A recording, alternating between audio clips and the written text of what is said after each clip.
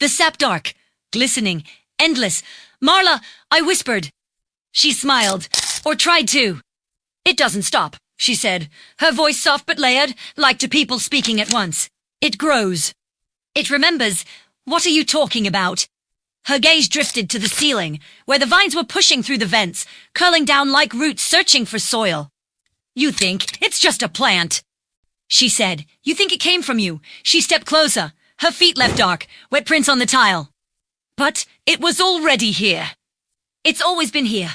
The door behind me shuddered, then burst open. The vines surged in, spilling across the floor, like a living tide. I ran, through the hall, into the basement anywhere that wasn't filled with that sound, that low, hungry vibration. I slammed the basement door and locked it, though I knew it wouldn't matter. The air down there was thick and wet. The smell of earth and rot filled my lungs. I could hear it above me, moving through the houseboards creaking, glass breaking, that same whispering chorus growing louder. You fed us. In the corner of the basement, I saw the root. Thick as my torso, pulsing with light. It had pushed through the foundation, splitting the concrete. The glow inside it shifted, like liquid fire. I could see things moving in its faces, limbs, shadows pressing against the surface from within. I should have run then, but I stepped closer. The light flickered when I did, brightening, responding. The surface of the root was warm, almost alive, and when I reached out, God help me, I touched it. The world fell away. I saw flashes, not memories, not exactly, but fragments. The yard, the pool, the concrete being poured, Marla laughing.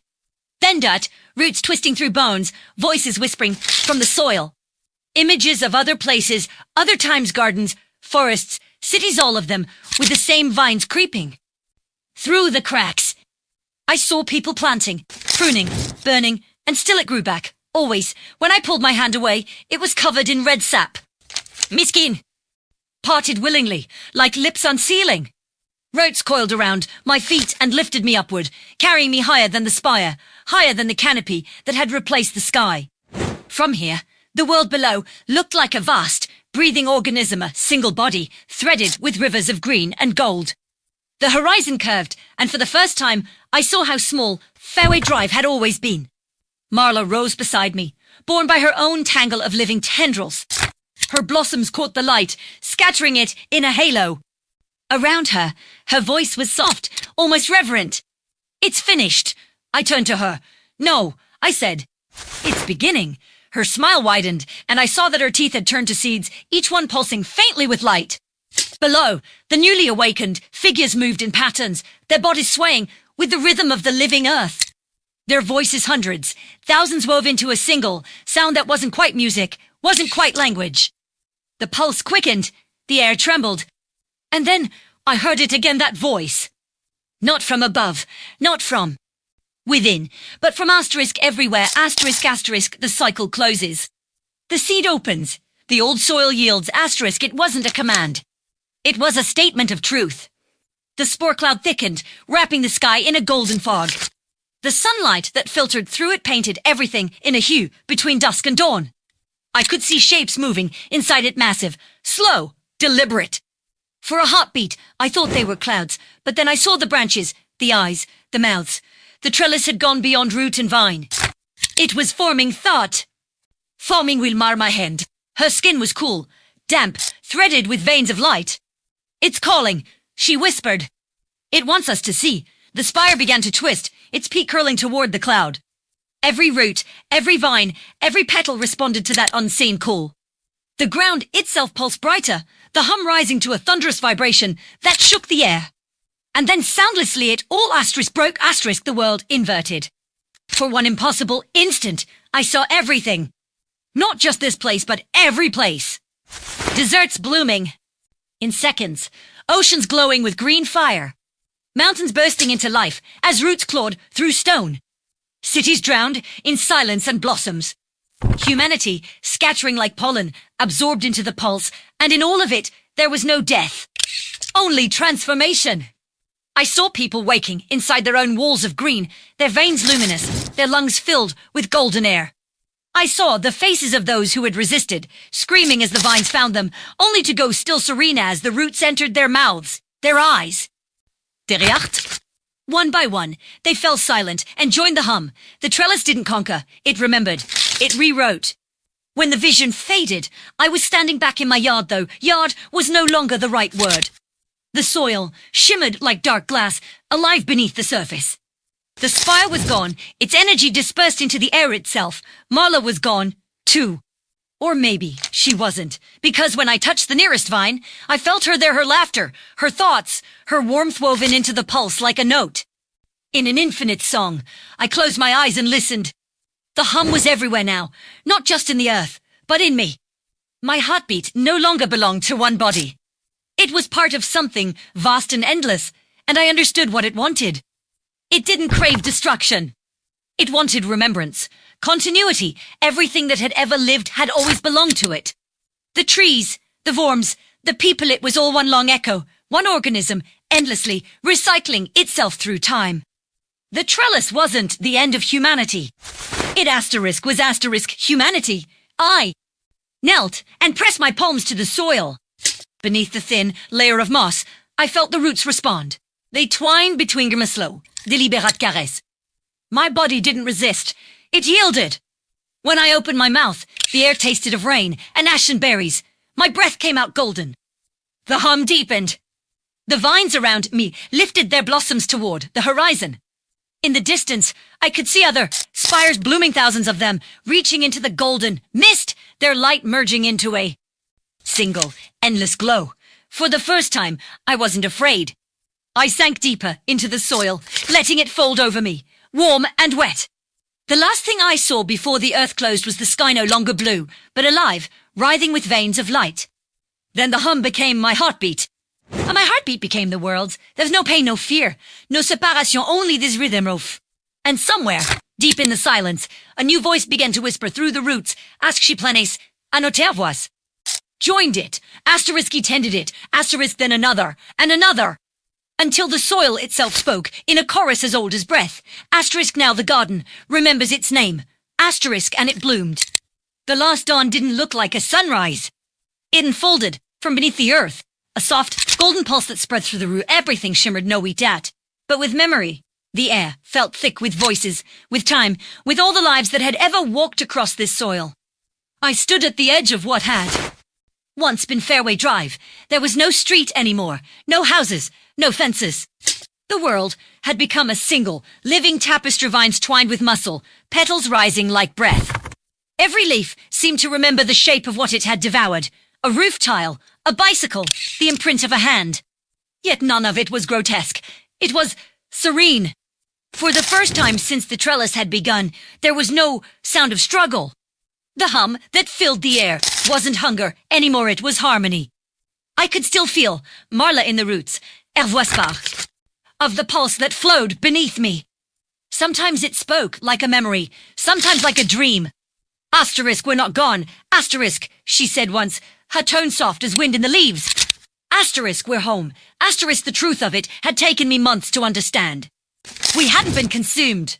We had been translated. The trellis didn't destroy, it connected. It threaded together everything that had ever grown, lived, or died.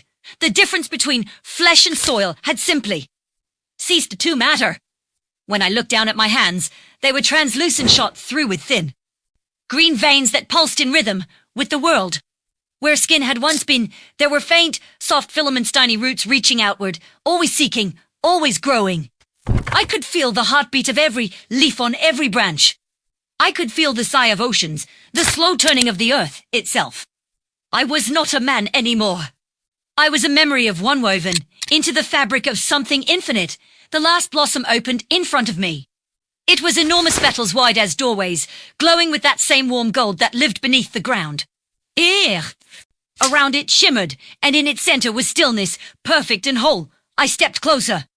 The moment I crossed its threshold, the hum faded. The world went quiet. Inside, there was only light and scent and the soft curve of warmth that felt like returning to a place I'd never truly left. I saw flashes every moment of this strange story playing backward. The pool, the fence, the first seed pressed into soil, Marla's smirk, my hesitation, my care, my anger.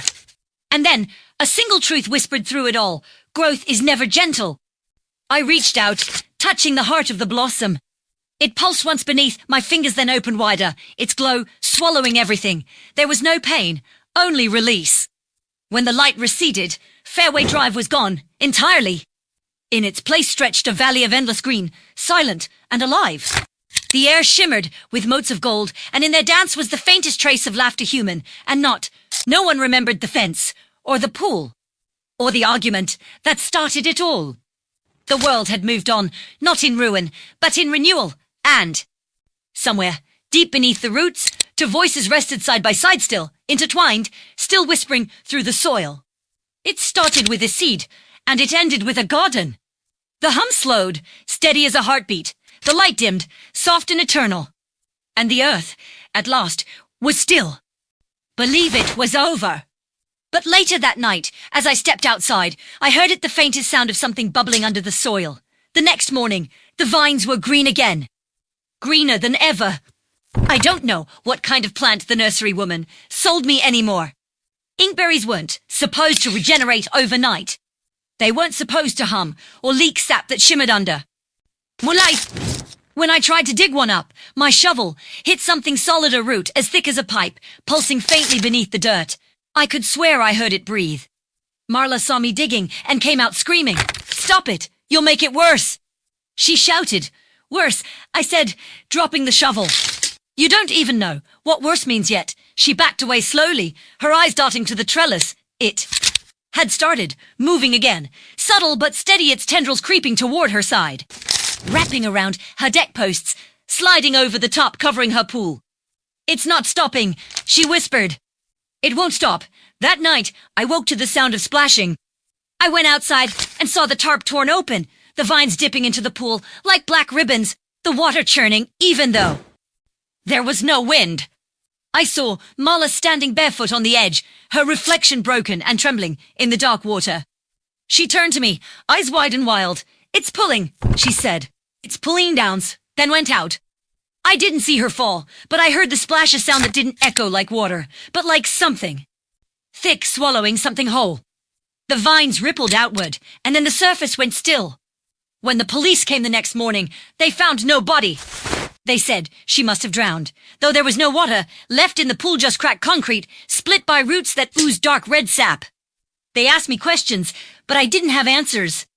Now, when I stand just threw the phone away. The neighborhood began to change, too. The smell came first sweet and rotten at once, like fermenting fruit and copper, then the stains. Dark patches on the sidewalks, along the curb, spreading outward from my fence line. Mr. Jensen from across the street knocked on my door one evening and said, "You ought to do something about that smell." Friend, I told him I would. The next day, his dog went missing. That night, I heard something yelp outside, followed by the sound of snapping branches. When I checked the next morning, there were paw prints in the dirt leading up to the trellis and then stopping abruptly. I didn't sleep that night. I sat by the window, watching the vines move in the moonlight. The berries glistened, pulsing faintly, almost like veins under skin. Around 3 a.m. set the biscuit somethings, pushing the soil out. Then, slowly, something pale emerged. A hand. I froze.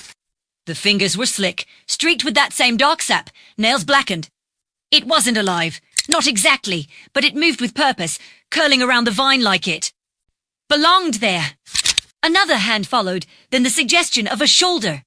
It was her, or what was left of her, skin tight and pale, streaked with veins that weren't veins at all, but thin green filaments, glowing faintly in the dark. She didn't look at me. She didn't move toward the house.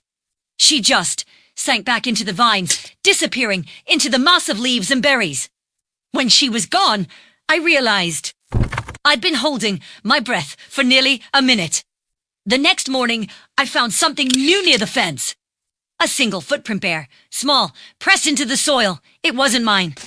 I tried to cut it back after that. I put on gloves, goggles, even a mask. The moment my shears touched the vines, a spray of red sap hit my face shield.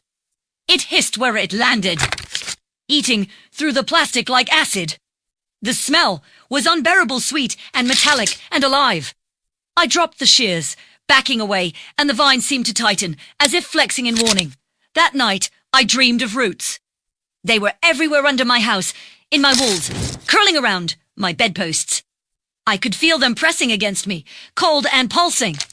I woke with a start, sweating, and when I turned on the light, there was a stain on the ceiling, a dark one. It's in the house now. I can hear it moving behind the drywall, slow but steady, like a heartbeat. Sometimes I catch a glimpse of a berry rolling across the floor, leaving a streak behind it. The smell follows me everywhere. I thought about leaving, but I don't think it would let me. When I tried to pack, I found roots in my closet, inside my shoes. When I opened the front door, the trellis had grown across it overnight, sealing it shut. Yesterday, I heard knocking not on the door, but from inside the wall, a slow, rhythmic tapping. I pressed my ear to the plaster and heard her voice. Faint but clear, it's better this way. Tonight, I'm sitting at my desk, writing this by candlelight. The power's been out for hours. The air is thick and humid, and the walls are trembling. The vines are pressing against the windows now, their shadows stretching across the floor like veins. The candle flickers, and I swear I can hear breathing. Not mine, not hers, something else. If anyone finds this, don't come near Fairway Drive. Don't come near the house. With the trellis, don't touch the berries. Because I think it's still growing, and I think it's hungry. I didn't know what real silence was until the night everything stopped. No wind, no insects, no distant hum of cars. Just the heavy, suffocating quiet of something holding its breath. I sat in the kitchen, the candle burned down trembling stub. The shut-off. The vines painting the walls like cracks in a world. The trellis outside had swallowed the porch light completely, turning the windows into black mirrors. When I looked at them, I didn't see my reflection anymore. I saw movement slow, deliberate, like the twitch of muscle beneath skin. The first sound came just after midnight. A dull, wet pop, like fruit bursting under pressure, then another. Then dozens more, until it was like rain but thicker, stickier. I looked outside. The berries were splitting open, oozing dark liquid that streamed down the vines and onto the ground. The soil writhed where it touched. Première baquet d'ouet, triple chef. My heart was pounding, but I couldn't stop staring. The trellis was changing, thickening, swelling, forming bulges that pulsed faintly with light. Something was moving inside them, shapes, to human. Then, from somewhere within that writhing wall of green and red, a voice, not hers this time. Not Marla's. It was deeper, layered, like a chorus speaking through one mouth. You fed us, it said. The sound wasn't words. At first it was vibration, a hum in the air that crawled along my skin, but the meaning burned in my mind. You tended, you nurtured, you made room. I wanted to run, to do anything but listen, but my body wouldn't move. My legs felt rooted to the ground. The vines had crept under the doorframe, thin tendrils sliding across the floor, toward me. They were slow agonizing tint in their movement. I stumbled backward into the hallway, slamming the door behind me. The wood groaned as something pressed against it from the other side. I could hear the creak of fibers stretching, nails pulling loose. I grabbed my phone dead. I tried the landline, nothing but static, and then a whisper behind me. You can't keep it out. I turned. She was standing in the doorway to the living room. Marla, or what was left of her. Her skin was grey-green, stretched thin over bones that no longer looked human. Her hair hung in damp strands, tangled with vines and berries. Her eyes were the colour of burned where it touched, the veins beneath it glowing faintly. I staggered back, but the root pulsed again, faster now, almost eager. The floor split open. The vines came pouring through the crack, dragging soil, stone, and bone with them. They wrapped around the walls, the beams, the pipes, every surface pulsing, beating in rhythm with my heart. And above it all, I could hear her voice again. Join us, around my leg. Tell me west, dragging me forward. I fought, screamed, clawed at the floor, but it was like fighting gravity. The last thing I saw before it pulled me under was the candlelight reflecting on the walls, shifting, dancing, alive. When I woke, I wasn't in the basement anymore. I was outside. Doorknob broken, the air thick with the smell of sap and rain. The house was gone, or rather, it had become part of the trellis. The vines had swallowed it whole, every wall, every window, every brick now woven into the living mass. And in the center of it, hanging where my front porch used to be, was something new. A blossom. It was enormous, pale, trembling, wet with dew. en d'un site, suspended lake. A seed was me, or what was left of me. Because as I stood there staring, I realized I could see myself from two places at once inside the flower, eyes closed, and outside, watching. I raised my hand, and the reflection moved a moment before I did. That's when I understood. I hadn't escaped. I hadn't been spared. The trellis hadn't taken me to destroy me. It had taken me to grow, and somewhere deep inside, under the hum of sap and the rustle of leaves, I could hear her voice again, Marla's, soft and satisfied. I told you, she whispered. It won't stop. It didn't take long for me to stop thinking of the house as gone. It was absorbed, transformed, and the sound of the place was now that slow internal pulse, the creak and groan of growth. I could feel it in my jaw, in the roots of my teeth. It was everywhere, at once. The light that filtered through the vines was green and viscous, the air wet as breath. The flower that held my other body opened wider, every morning.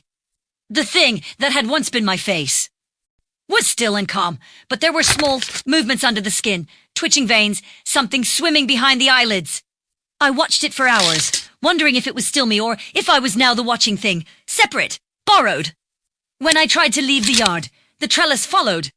Not fast, it never hurried, but each time I took a step toward the street, the vines grew thicker at my feet. Time I reached the mailbox, they were already curling over it, wrapping the red flag in slow coils. I understood then that I wasn't being kept in. I was being carried. Over the next few days, the neighborhood began to quiet. The dogs stopped barking. The hum of lawnmowers faded. Curtains that used to twitch with nosy glances stayed closed for good. Annette. I saw lights flicker inside houses, then go dark, one by one, like candles being snuffed. The vines had found their way beneath the sidewalks, cracking the asphalt, pushing up through driveways. They moved like rivers, silent, inevitable, patient. I started hearing voices under the soil. Not just Marla's anymore. Whole conversations, laughter, the distant splash of pool water. Every whisper carried through the roots like sound through bone. I would press my ear to the dirt and listen, and for a while, I'd forget to be afraid. Sometimes I saw movement in the houses that were still standing. Faces at the windows, neighbors I recognized, standing still, smiling faintly. Some waved. Their eyes were darker than I remembered. The blossom that held my other self was changing, too. The skin inside had begun to flake away, replaced with something translucent and veined. New shoots grew from its open mouth, climbing upward, spiraling toward the sky. Birds landed the berries, 10 flew off carrying seeds in their beaks. 11:05. Night. I heard footsteps. Not Vine's real footsteps. Human. Careful. I stood behind what used to be my fence, watching as two men in city uniforms made their way up the overgrown street. One carried a flashlight, the other a tablet. Their voices were too loud for the quiet world. Must have been the storm, the one with the light said. Never seen growth like this. The other shook his head. Satellite, said it's isolated. 1 block. Can you believe that? When their lights touched my yard, the vine shuddered. Not a wait. Butoarit, slowly turning sleep. The men froze. The taller one laughed nervously. Creepy as hell, he muttered. The vines reached the curb. I wanted to call out, warn them, but when I opened my mouth, a thin trickle of sap slid down my throat, silencing me. The taste was sweet, metallic, and final. My body obeyed the trellis now. My thoughts were slower, stretching like tendrils in all directions. The men took another step. The taller one reached out with the beam of his flashlight, and the vines reacted instantly. They surged forward, not a leap, not an attack, but a wave. By the time they were gone, swallowed in green, the light flickered inside the mass for a long moment before going out. The tablet hit the ground with a dull crack, half buried in the soil, still glowing faintly. On the screen, Isalive Mappa block, ring red, with the word asterisk containment pending. Asterisk, that was the night I realized there was no outside anymore. The roots had already spread to far beneath everything, threading through pipes and wires, learning the shape of the city. The next morning, the birds came again. There were more of them this time, hundreds, covering the branches until the whole trellis trembled with motion. When they took off, the horizon dimmed under their flight. I stood where my porch used to be and looked out over what was left of Fairway Drive. The street was gone, hidden beneath a sea of green. The houses were mounds now, soft and swaying. And in the distance, near the cul-de-sac, I saw the faint outline of another flower beginning to open. For a long time, I thought I was the gardener, the one who started it all. But now I understand I was just soil, something to be used, reshaped, folded in. Maladnost. Cursed me. She'd show me what we really are. Compost for something older. At dusk, I heard her again. Closer now, right beside me. It's ready, she whispered. Her breath damp and sweet against my ear. It's time to bloom, and when the last of the sunlight slipped through the leaves, I felt the vines beneath my feet begin to lift me. They lifted me gently, almost tenderly, as though I were a branch that had grown crooked and was being corrected. The vines coiled around my legs, my waist, my shoulders, and the world tilted. Me feet? Lefts as well, but I feel the porgiritless. The air shimmered, with the smell of sap and sweetness, a wet perfume of life and decay. From above, Fairway Drive no longer looked like a neighborhood. It was a forest if forests could pulse and breathe. The roofs had collapsed under the weight of the vines, forming soft green domes. The streets had vanished, replaced by root lines that glowed faintly beneath the soil, pulsing like veins. And at the center of it all, where the pool had been, stood a structure so enormous that I could hardly comprehend it, a spire of twisted branches and human remains fused together in spirals of bark and bone. The blossom containing my other body now rested at its peak, open, wide like a mouth, ready to sing, and it was singing. The sound was low and constant, almost beyond hearing. It wasn't a melody, but something older, a vibration that made my ribs ache and my vision blur. The world around me began to move in time with it, leaves trembling, sap pulsing, every vine shivering in rhythm. It was a pulse, a call, a heartbeat. When the trellis set me down near the spire's base, I felt the soil breathe beneath my feet. Something vast and unseen shifted underground, like a sleeping giant turning over. The vines around me parted, forming a kind of path. At the end of it stood Marla. She was radiant now, if that's the word for it. The grey-green of her skin glowed softly, and where her eyes had once been, there were now to small blossoms, opening and closing in slow rhythm.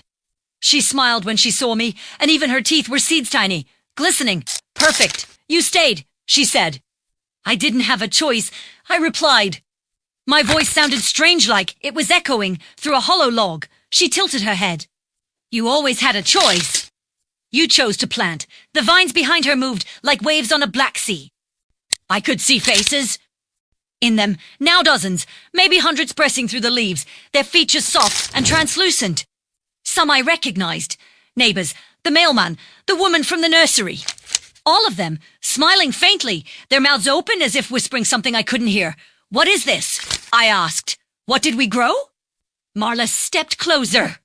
Her movements were fluid, not human anymore. But graceful lowing in a breeze. It's not what asterisk we asterisk grew, she said. It's what asterisk it asterisk always was. We only fit it, we gave it names, lines. But it's older than all of that.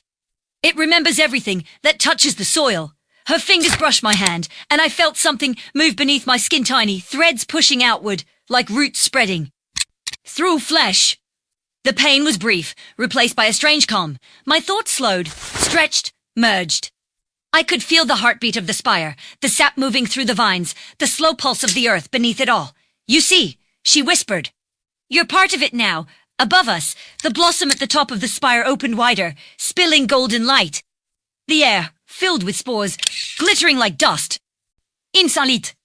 They fell gently, covering everything, leaves, soil, skin. When they touched me, I could feel them burrow inward, rewriting the spaces between cells. Why me? I asked, though the question was fading even as I spoke it. Because you cared, she said simply. Because you wanted balance. That's how it always starts. Her smile widened, and the ground trembled. The spire song grew. Louder, so loud it seemed to vibrate through my bones. Then, without warning, the blossom at the top shuddered and split apart. From its center emerged something, vast, a column of light and color, swirling with shapes that weren't entirely physical. For a moment, I saw it clearly, a being made of roots and radiance, its body twisting in dimensions I couldn't name. Every vine in the neighborhood bent. Toward it, every leaf turned, every flower opened. And in that moment, I understood what the voices under the soil had been saying. They weren't pleading. They weren't warning. They were praying. Trellis had become a temple. Marla knelt before it, her blossoms bowing. I followed, though my body didn't feel like mine anymore. The light washed over everything, filling the air with warmth and a deep, resonant hum. I felt the lost pieces of my self-fear, anger, memory fall away, replaced by the endless rhythm of growth and decay, the cycle that had always been there. Then the being spoke not in words, but in thought that echoed through every root, every drop of sap, every atom of soil. Asterisk, you are the seed. You are the fruit. You are the soil. Asterisk, and just like that, I saw beyond Fairway Drive, beyond the city, beyond the world. The roots spread everywhere under oceans, across mountains, through deserts and glass and bone. It was all connected, and it was waking up. When the light faded, I found myself back where my porch used to be. The air was still, heavy with the scent of rain, and something sweet. The spire was quiet again, its petals closed, the vines gently swaying. I looked down at my hands. The skin was translucent now, glowing faintly from within. Beneath it, the veins had turned green. Somewhere deep below, the heartbeat continued, slow, patient, eternal, and in the silence that followed, I whispered not in fear, but in understanding. It's not the end. From the soil beneath my feet came the answer, soft and certain. Asterisk, no, it's the beginning. Asterisk, the next dawn arrived soundlessly, as if the world had forgotten the meaning of sunrise. The light didn't pour from the east anymore, it bled from the ground. A dim, amber glow seeped through the soil, as though the earth itself had become a lantern. I stood barefoot in what used to be my yard, the air thick with the scent of sweet, rotten rain, watching as the first new blossoms opened along the trellis. They were enormous now, each one, the size of a human torso, their petals slick with dew that shimmered like blood under the strange light. The street was gone entirely. Fairway Drive had dissolved beneath the growth. The mailboxes, the street signs, the lampposts all swallowed, digested, reborn as part of the sprawling organism. Only fragments of memory remained, half-buried and glistening beneath the vines, a corner of pavement. A cracked tire rim, the skeletal outline of a tricycle, suspended in green. I heard voices. Hundreds of them. They came not from the air, but from within the roots that laced the soil. I didn't hear them with my ears, but with whatever part of me now resonated with. The hum, some voices whispered, others sang. A few wept softly, but none were pleading. They were content, like seeds dreaming beneath the dirt. When I touched the nearest vine, it pulsed warmly against my fingers, and a flood of images filled my mind snatches of moments not my own. A child running through sprinklers, an old man watering roses, the clink of ice in a glass on a summer evening, all the fragments of lives that had existed here, absorbed and replayed by the trellis. It didn't forget what it consumed. It remembered everything, and it was growing stronger with every memory. Marla appeared beside me, her body now almost indistinguishable from the vines themselves. Her hair had become a cascade of tendrils tipped with tiny blossoms that opened and closed as she moved. Her skin shimmered faintly, translucent as leaf flesh. It's almost complete, she said softly. What is? My voice was different, quieter, hollowed. The convergence, she replied. It's happening everywhere. We were only the first garden. She raised her hand, and the vines around us shifted, pulling back to reveal a clearing at the center of what had once been. Zukutsak. The spire towered there, massive now, its roots stretching outward, in every direction, disappearing into the horizon. The air vibrated around it, heavy with potential. I saw movement at the base of the spire shapes emerging from the soil. They were human, at least in outline, but their bodies were sheathed in bark and leaf, their eyes black and gleaming. They rose slowly, like plants breaking through the crust of spring earth. Some still had traces of who they'd been. Mr. Jensen's familiar cap, the outline of Mrs. Kim's gardening gloves, but their features were softened, absorbed. They're awake, Marla whispered, smiling. The figures gathered around the base of the spire, their movements synchronized, graceful. One by one, they lifted their hands to the air. A sound began, a low, resonant hum that swelled into something vast, a chorus of life itself. The vines reacted instantly, writhing and shivering, their leaves trembling in rhythm. The ground beneath me cracked open. A light poured out deep gold, pulsing like a heartbeat, and from it rose something vast. It was not the same being I had seen before, but another expression of the same will. This one was broader, more difformiframsche, en bonne stat. Had been shaped by time and hunger. Faces moved through it like currents in water, merging and dissolving, always shifting. I fell to my knees. The light seared my vision, but it wasn't pain I felt. It was recognition. This was not a new god. It was the oldest one.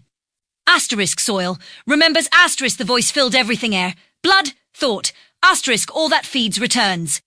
Altati. Taken is given back. The seed is never lost. You are not apart, you are within. Asterisk, the earth trembled. The spire split, its interior glowing, like a heart exposed. From its core poured torrents of spores, thousands, millions rising, into the sky like a storm of luminous dust. They drifted upward, catching the strange, morning light until the horizon looked as though it were on fire. And, as the spores rose, I could see where they were going. Every direction. Across Sad, across the fields, across Soussan. I saw glimpses of streets overtaken by roots, skyscrapers wrapped in vines, oceans boiling, with floating blossoms. The trellis wasn't confined to this place. It was everywhere now. Every seed that had been carried away by birds, by wind, by rain had found purchase. Zewerdois. Greening again, but not in the way we'd ever known. The old order steel, glass, concrete was being reclame. Not destroyed, but rewritten, absorbed, like a story retold in another tongue. Marla turned to me, her blossoms trembling with the hum. Can you feel it? She asked. I nodded. It's beautiful, she smiled. Yes, and endless. The light from the spire intensified, and I realized calling no juto yes, but everything breath. Evens a wind. Ad change. It no longer blew in gusts but moved like breath drawn through a body. The hum deepened until I could feel it vibrating in my chest, merging with my pulse. My skin split softly along my forearms and new shoots emerged, curling upward, bearing tiny leaves that glistened in the golden air. I wasn't horrified. I wasn't afraid. I was asterisk becoming asterisk. Marla reached out, brushing her hand against my cheek. You see now, she whispered. There's no line between us and it. We were never separate. We only forgot. The spire's light reached its peak, blinding, divine, alive, and then everything dissolved into brilliance. The last thing I remember seeing was the sky filled with seeds, drifting across a world that was finally, mercifully, awake. And somewhere, beneath all the sound and light, a final thought bloomed inside me. As clear and inevitable as sunrise, the garden had never needed us to tend it. It only needed us to return.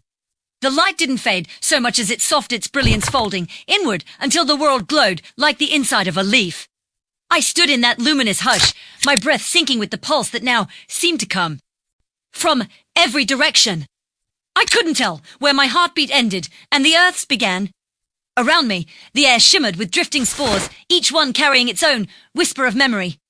They brushed against my skin, and for the briefest moment, I could see asterisk through them, cities overtaken by vines, rivers glinting with pollen, forests moving as one vast lung. Then I realized I was no longer standing on solid ground.